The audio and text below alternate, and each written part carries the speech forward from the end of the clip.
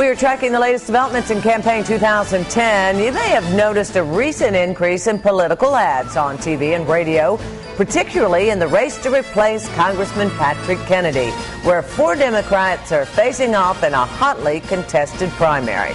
This week on Newsmakers, our political roundtable analyzes the latest round of TV ads.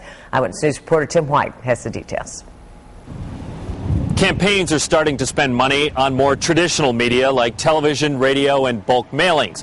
Getting a candidate's message and name out there can be pricey.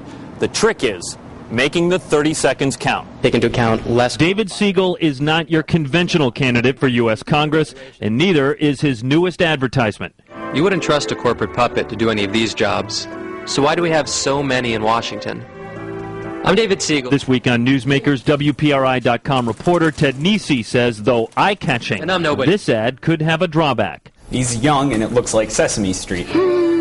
Highlights? When we're out talking to voters that, he seems a little young, does he know enough, about a homeowner's experience, a taxpayer's experience to represent us in Congress? The ad isn't appearing on TV yet, but is making its way around online. We'd like to think this is a political season in which voters don't want politics as usual, and this is not your grandfather's political ad. On the other end of the spectrum, also running as a Democrat for Congress, Providence Mayor David Cicilline has 2 spots. One ad talks about job creation. Times are tough, so David Cicilline is fighting for every job he can. That's the message of this election, number one. He's also got a senior citizen one. That is your grandfather's ad. And frankly, it's smart that he does, because in off-year elections, it's older people that traditionally go out to vote in those elections. Democrat Anthony Gemma is promoting his slogan of hope in a spot that just hit the airwaves. I am hope, you are hope.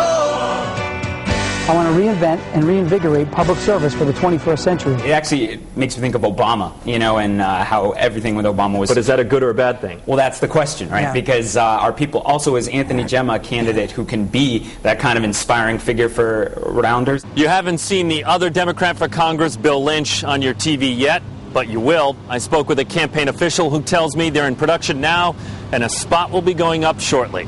Tim White, Eyewitness News.